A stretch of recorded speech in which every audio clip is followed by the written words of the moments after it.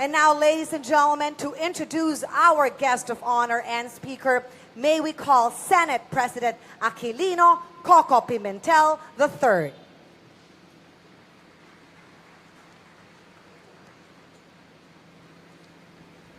Ladies and gentlemen, the President of the Republic of the Philippines, Rodrigo Roa Duterte.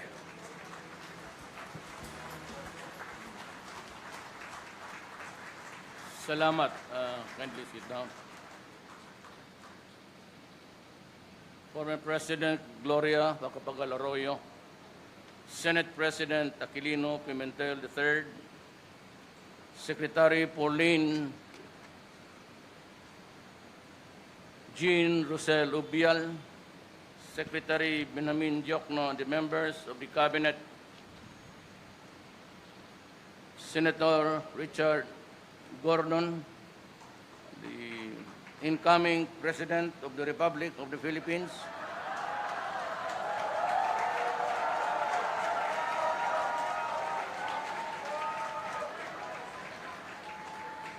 the donors of Red Cross might want to consider the man behind Red Cross, members of the Senate and House of Representatives, officials, employees of the Philippine Red Cross, the men and women of the Philippine Navy, fellow workers in government, honored guests, my beloved countrymen.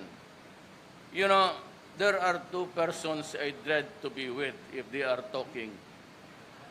One was, he was not able to hurdle the Commission on Appointments, but Sachi is really bright, but in every cabinet meeting, I would be wondering what he's saying. And second is, the diction is perfect. The voice is good. But the drawl is not even American. It's not Texan. It's a little bit of an Ilocano ang pagsalita. No offense intended, Mr. President Gordon, but you know, I come from a province and we seldom hear that kind of talk. And unless there's a visiting American Navy or American tourist, we get to talk to them. And we are not quite adept in making out, especially if your hearing is not good, like me. I was whispering to the City Health Secretary, can you make out of what the guy is talking? And I said, he's talking about Red Cross. Oh, I know.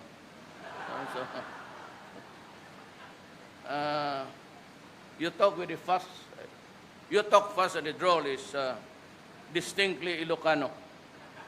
Parang, well, I have a prepared speech. It's about 2 pages. And if we want to go home early, I can accommodate you to take about less than a minute. But I would like to share with you a very profound experience in my life. You know, we local government officials, I, like Lito here of Zamboanga, I've been mayor for the last 23 years, Davao, before becoming a president. And we are not new to disasters, man-made or natural. And we deal with it almost every other day. There's a fire, you have to get up from bed, go to the fire scene, then start mobilizing your men, and you stay there until you are satisfied that everything is in place. That is how we live as local officials. We stare eyeball to eyeball with the human tragedy. But nothing can beat the November 8, President Gordon, corrected me. I thought it was November 5, and it was November 8, 2013. Well, I was really appalled that despite the fact that the warning came to us early and that it would be the most powerful typhoon so far in this century. But it's not in the nonchalant attitude, but many of our countrymen took it lightly. And when it hit Leyte and Samar, we were all ignorant of what was really happening. The towers were down and there was no communication at all. I was able to get through and got the news from the military. You know, wherever they are, they have this string that they can just uncommunicate. And I think it was the MIG of that place, the guy who was assigned to Davao before, called me and told me, Sir, bagsak ang Tacloban. Sabi ko, gaano ka bagsak? How bad is it? And I thought that naivety was really... And I said, how many died? 300? 200? I said, no, sir, there are thousands around town lying and in decay. So that was the following day. That night, I mobilized 911 of Davao. Well, aside from second to Olongapo, I might be the first Olongapo first.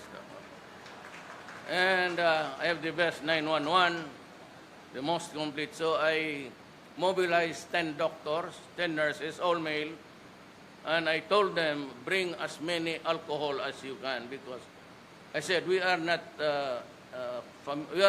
foreigners, aliens to this kind of event.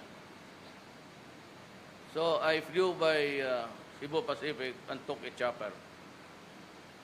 And no offense intended to anyone. But when I looked at the Gulf of Leyte, I could not see even one boat there in the water. There was no ship at all. And when I went down, the guy, I think he was a policeman assigned in the aviation, he asked for me. I was carrying a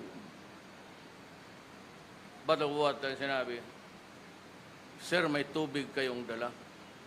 And it dawned upon me that there was really a crisis.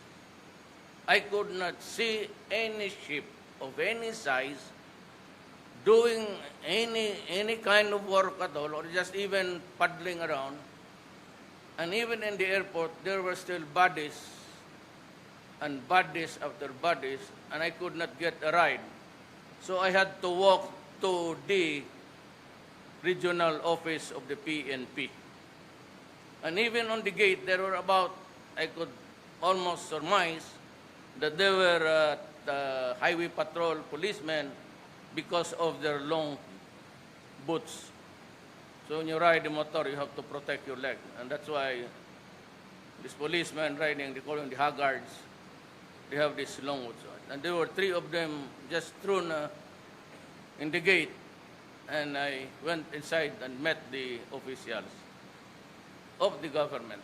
I do not want to say something bad. It's no longer time to do it. Anyway, we have the ship that's been all compensated. The agony and suffering is a refreshing sight that there's a boat there ready to go to where the Filipino is suffering. Pero yung nakita ko, I cried twice. I was walking along towards the PNP headquarters. I could see one family lined together. Tapos dalawa, isa, dalawa. Then male, female. But I chanced upon this almost 5 months, baby. She was alone beside a dead dog. And so I excused myself from the party and I said, I'd like to pee. Actually, I was looking for inside the wreckage and I cried. I could not bear the sights. And what is really worth it is that I do not mean any day 2. Kasi umalis na kaagad ako. I flew out in the afternoon. I went home in the evening. It was the airport that I cried publicly. But the following day, I was following up because I prepared 2 teams. I knew, or I know now, I knew then that they could only stand 2 days. That's what our experience in Davao and in the crisis, in Mindanao, and during the airplane crash when you are there. The stench and everything, the soldiers could only stand and the doctors for 2 days, and after that they would back down. So I dispatched the other 20 day after, and I told them, the original group, to come home. And I was asking them, is there any activity, the gathering of the dead and everything, the decomposing bodies? I said, not yet. And I was really, I looked to the heavens and said, my God, anong nangyari? Something went terribly wrong Yolanda. Very, very wrong. And I just want to share it with you because I could not forget it. Still, yung bata na maliit, they were, the wind must have carried the poor child. And I hope it would not happen again. I went there because I was born in Leyte.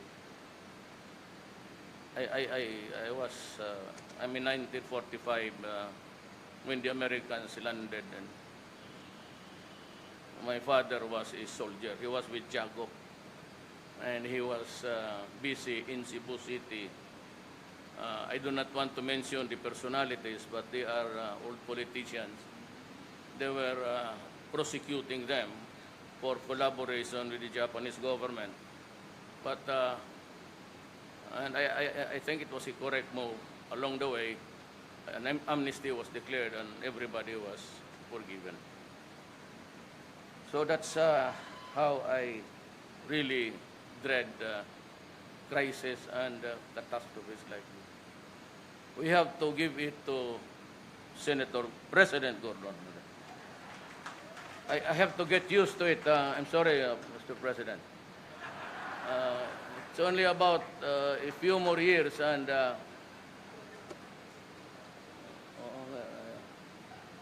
he's one guy who, every time he goes out of the country, he buys a leather jacket because I ride the motor. I have gone around the Philippines twice, from Abra to on a big bike. And during the days of crisis or the days of living dangerously, I and Gringo, call him the Gringo, and like to call him Gringo now. He was wanted by the government, but he was in Davao with me, and itong isa, si Rod, the guy from the Air Force. We were having a great time touring around the place. We were wearing helmets, but that is how competent the armed forces is. The guy was, we were, I said, having a great time rambling down the streets of Davao, eating durian on the sidewalk. And my God, nobody recognized Senator Honasan. And I said, that is how good our armed forces are, or is. you know, I have to make the salutations and the terms of endearment. This would not have been possible were it not for the human spirit that you possess. And to you guys, I salute you. And I would want to say my personal words, and even to the guy, to do justice to the guy who prepared the speech. Para naman when the tragedy of Yolanda struck our nation more than 3 years ago, emergency responders faced the formidable task of reaching the devastated areas due to insufficient transport facilities and heavily damaged infrastructure. We already learned our lesson. I am therefore happy to join you today as we launch this state-of-art PRC Relief and Recovery ship known as the Amazing Grace. That is the song of those who are facing the firing squad. What else can you display except it with grace? When carrying a capacity of 20 vehicles and 130 passengers and the capability to dock on any port or beach, this ship shall serve as the realization of the PRC's vision of effectively responding to any disaster anywhere in the country.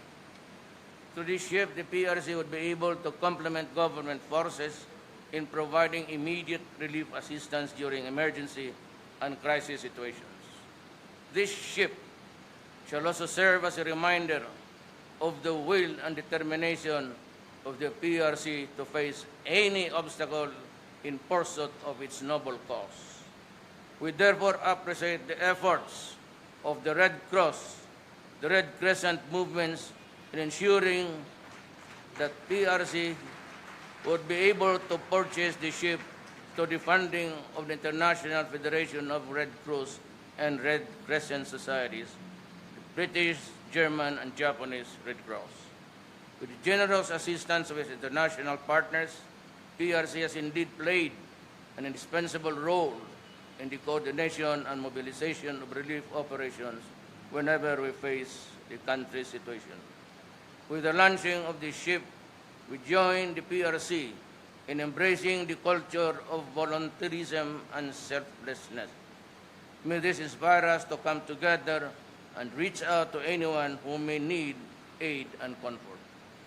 I also call upon PRC to take a more active role in the efforts to maintain peace and order in our communities. Be vigilant not only in assisting our people from natural and man-made calamities, but also in initiating programs that would complement our fight against illegal drugs, crime, and corruption. May this ship serve as a concrete reminder to all of us that above all, we must prioritize the safety, the well-being, and the welfare of our people. Salamat po.